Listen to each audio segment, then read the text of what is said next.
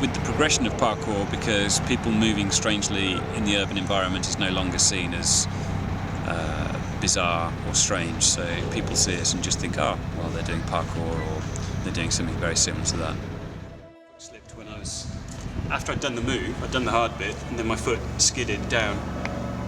Probably a combination of being lazy and the fact that there is no rubber left on the end of that. So you won't slip that often. I mean, when you do slip, you know it, because you put a hole in your shoe, or you tear chunks out of your forearms or back of your hands.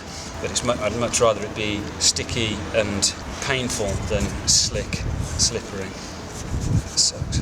Well, within the world of climbing, there's people get really worked up about this, and again, bouldering doesn't really take it too seriously, but there are ethics involved with how you do an ascent, and with climbing it's about, a lot of the time it's the style of it, whether you've tried it beforehand, whether you're trying to do it from the ground up, or whether you've practiced the moves on the end of a rope that hangs down, a top rope that will allow you to test every movement without having to commit, you know, to any real dangerous situations.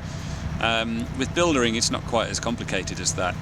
We kind of go with the approach that if you can do it in climbing shoes, you do it in climbing shoes. If you can also do it in trainers, then the better ascent is to do it in trainers.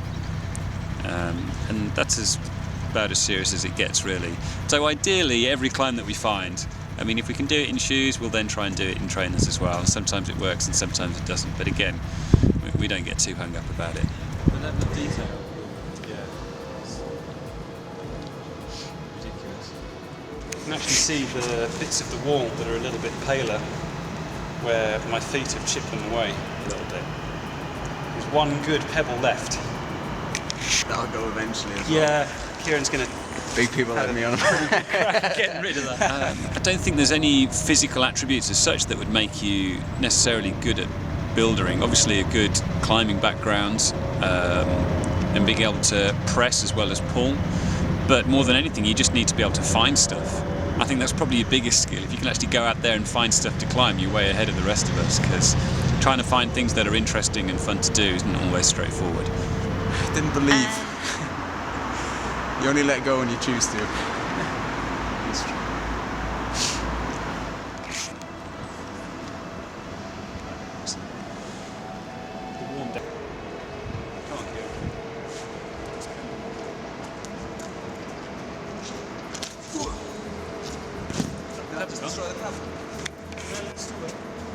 Are you taking out the one next to some? You taking some?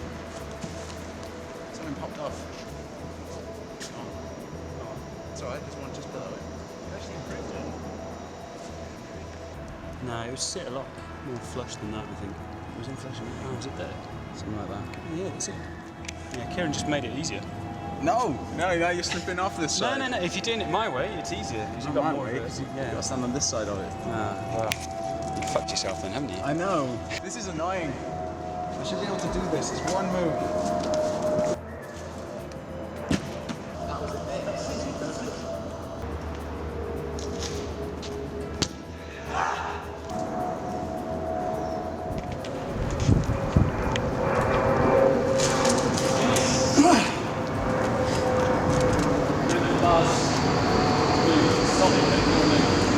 I wouldn't have been able to let go if I tried. Something's caught in my fingers. Good work, man. Good day's work. Right, warm down on the little technical number.